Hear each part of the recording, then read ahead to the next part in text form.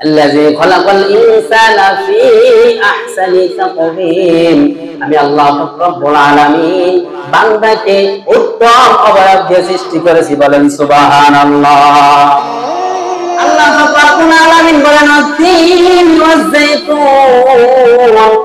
আমি আল্লাহ রাব্বুল আলামিন তিন ফল যাইতুন করে কসম খাই।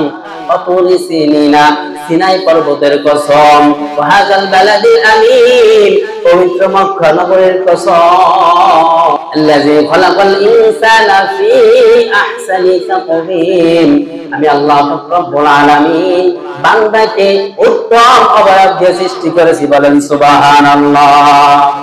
আসমান জমিন বানাইয়া আল্লাহ বলেননি সুন্দর, এত সুন্দর পাহাড় পর্বত বানাই আল্লাহ বলেননি সুন্দর, আল্লাহ সুন্দর বলেছে মানুষকে বানাইয়া। তো এখন বিষয় হচ্ছে যে আল্লাহ তাআলা আসমান জমিনকে সুন্দর করে সাজাইছে, ডেকোরেশন করেছে। আল্লাহ তাআলা জমিনের মধ্যে বিভিন্ন গাছপালা দিয়ে সুন্দর করে সাজাইছেন না? আল্লাহ তাআলা আসমান জমিনকে সুন্দর করে সাজাইয়া আল্লাহ তাআলা ঘোষণা দেন মানুষকে, আল্লাযী খালাকাল ইনসানা ফী আহসানি তাকওয়ীম। বান্দা, আমি তোমাকে সবথেকে উত্তম রূপে সৃষ্টি করেছি। তোমার যে স্থানে কান দেওয়া দরকার ছিল আমি আল্লাহ সেই স্থানে তোমাকে কান দিয়েছি। যে স্থানে নাক দেওয়া দরকার ছিল আমি আল্লাহ ওই স্থানে নাক দিয়েছি।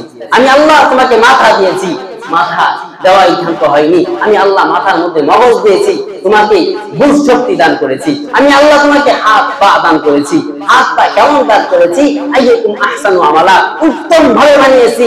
কারণ অনুত্তম করে বানাইলে তোমার হাত থাকবে পা থাকবে কিন্তু কোনো কাজে আসবে না। গরু ছাগলের হাত পা আছে কিনা, কিন্তু ওই হাত পা দিয়ে কোনো কাজে লাগে? গরুর মাথা আছে কিনা, ওই মাথা দিয়ে কি কোনো কাজে লাগে? গরু এখন এক জমিনের মধ্যে ঘাস খাইবে, ধান খাইবে, ওই গরুকে আপনি এখন মারবেন, ছেড়ে দিবেন, ঘুরে ওই গরু আবার সে জায়গা মতো চলে যাবে। কিন্তু একজন মানুষকে যদি বলা হয় সে বুঝবে কিনা? বুঝবে না। লাকাদ খালাকনাল ইনসানা ফী আহসানি তাকওয়ীম। আল্লাহ এই কথাই বলে, বান্দা আমি উত্তম অবয়ব দিয়ে তোমাকে সৃষ্টি করেছি। তোমার যেই জায়গা যেইটা বসানো দরকার ছিল আমি আল্লাহ ওই জায়গা ওই স্থানে ওই জায়গাটা বসাইয়ে তারপরে তোমাকে সৃষ্টি করেছি উত্তম অবয়ব দিয়ে। চারবার কসম খেয়ে আল্লাহ তাআলা বান্দার সৌন্দর্য বর্ণনা করেছেন। আসমান জমিন সবকিছু সুন্দর করে সাজাইলেন কার জন্য? বান্দার জন্য। কি জন্য? আল্লাহ অন্য আয়াতের মধ্যে বলেন কি জন্য বান্দাকে, বান্দার জন্য আসমান জমিন পাহাড় পর্বত এত সুন্দর করে সাজাইলো।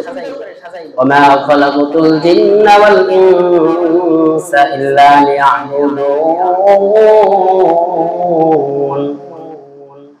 আল্লাহ রাব্বুল আলামিন বলেন আমি জিন এবং ইনসানকে সৃষ্টি করেছি একমাত্র আমার ইবাদত বندگی করার জন্য।